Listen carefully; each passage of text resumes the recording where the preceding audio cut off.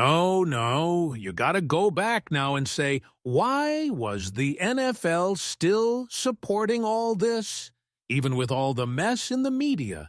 And maybe it's all about that found money right there. And then, out of nowhere, these young kids showed up. I don't know where they came from. And I sat next to this child, and the child sat next to Beyoncé. So I hear Bey say something about, I'm not gonna lie. After we found out why Beyoncé made a lot of the songs that she did, and for what reasons, I am not shocked one bit to find out that Jay-Z is allegedly listed in the Epstein file. 50 Cent is still keeping his foot firmly on Jay-Z and Beyoncé's necks. And now he's hinting that Beyoncé herself might be tied into this whole Epstein situation. By now, you probably heard that Jay-Z's name popped up in those Epstein files. There's a woman claiming she woke up inside Epstein's mansion, and she says Jay-Z and Harvey Weinstein were both in the room.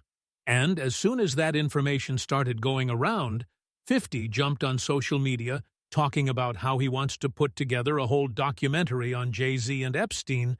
50 said, "Damn, they got your man Jay in the Epstein files. I got to do a doc on this ish." But here's where Beyoncé made a mistake, thinking she could control what 50 does. Allegedly, Beyoncé got her lawyers to warn 50 to stop posting about Jay and Epstein, but as you can imagine, that just made things worse. So, after 50 posted about possibly doing a documentary on Jay-Z's connection to Epstein, a source close to Beyoncé said she was furious because apparently the Carters had already paid off major media outlets to not talk about this. Even the Shade Room quietly deleted their post about Jay being named in the Epstein files. And notice how TMZ, People, US Weekly, Complex, Billboard, none of these outlets touched this story. So, the Carters probably thought this was going to blow over, but they clearly forgot about 50 Cent, because if there's ever an opportunity to shade Jay-Z, 50 is not letting it pass him by. And 50 lives for a threat. That man gets energized when folks think they can scare him. So, after word got out that Beyoncé allegedly sent her lawyers to warn 50 about speaking on Jay-Z and Epstein, 50 jumped right back on social media and shared a cryptic post hinting that Beyoncé might want to back off. 50 also shared this AI-generated clip of himself and wrote in the caption, "I smell beef and popcorn." So now with 50 Cent stirring the pot, you just never know what else might come back up. We already saw how 50 dug up all kinds of stuff on Diddy for that documentary, things a lot of people didn't even know existed. So, if he could do that, he could definitely do the same thing with the Carters.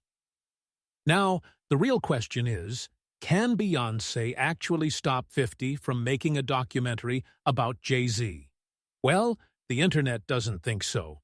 Fans online are saying Beyoncé might want to sit this one out. Or, better yet, call a divorce lawyer. But here's the thing. A lot of people are now starting to believe Beyoncé might be complicit in whatever Jay-Z was allegedly involved in.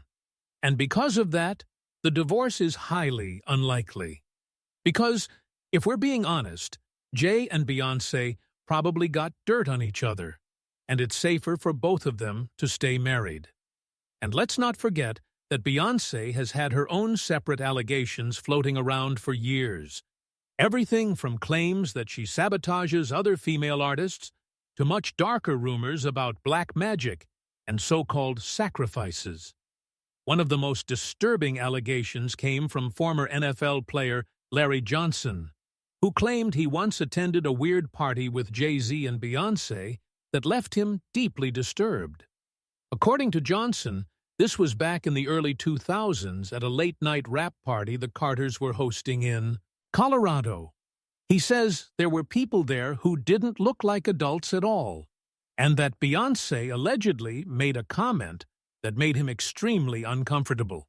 Now, I did a Rocketwear photo shoot in Colorado, and I think it was during the wintertime of '06 or '07, And Naomi Campbell was there. Actress Jamie King was there. Jay was there. B was there. And he rented this house. We supposed to do this rap party for this photo shoot. We rented this house, and we were watching LeBron play. And after the game, it had to been like 10 or 11 oish. So, we getting ready to party. Mind you, it's all adults. There was a 13-year-old or a 14-year-old teenage Latin girl that was there, and I think she had to leave because she had school and she had to do homework. But she brought her mother with her. So, it was no funny business going on, which I can respect that. So, when 11 o'clock hit, we turned on the music, we started drinking, and then, out of nowhere, came these young children.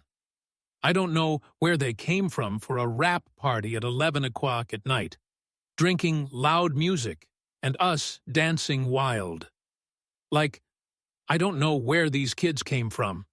And then I happened to sit down because I was dancing with one of the assistants, and I sat next to this child, and the child sat next to Beyoncé. So I hear B say something about, "Doesn't this look sexy, or isn't this sexy?" And in my mind, I'm not awakened as I'm awakened now. So in my mind, I'm like, what did she just say? And then I didn't pay no attention to it. And then, obviously the liquor took hold of me and I had to leave. So I said bye to everybody and left. But those kids remained.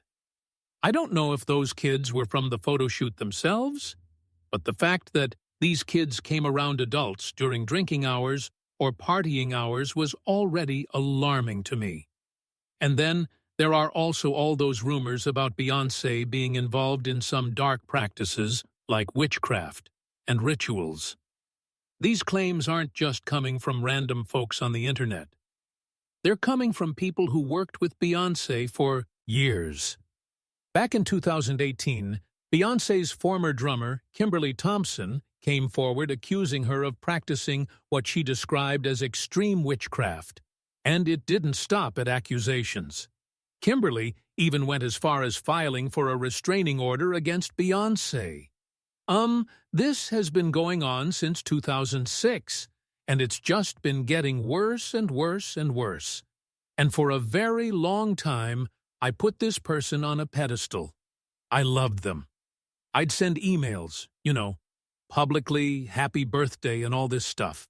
And the entire time, this person was casting spells and manipulating me and controlling my job situations, my relationships, just all kinds of... But Kimberly isn't the only one who made these kinds of insinuations. More recently, Beyoncé's former dance captain, Ashley Everett, was caught liking some real shady posts and comments. And one of those posts claimed that when people listen to Beyoncé, they don't realize they're entertaining demons. But it gets even darker. Another former dancer, Kadia Cherie, who worked with Beyoncé on the Formation video and her 2016 Super Bowl performance, came out with some truly shocking claims on Instagram. She called Beyoncé a witch and even accused her of allegedly calling for something to happen to her child. Kata wrote, "Are you effing serious? You called for my child to be our word, you evil witch. Essence, check on my child. I'm about to blow this ish through the effing roof." Now, that post quickly disappeared from Kata's page. And honestly, most people would have never even known about it if it wasn't for Tasha K.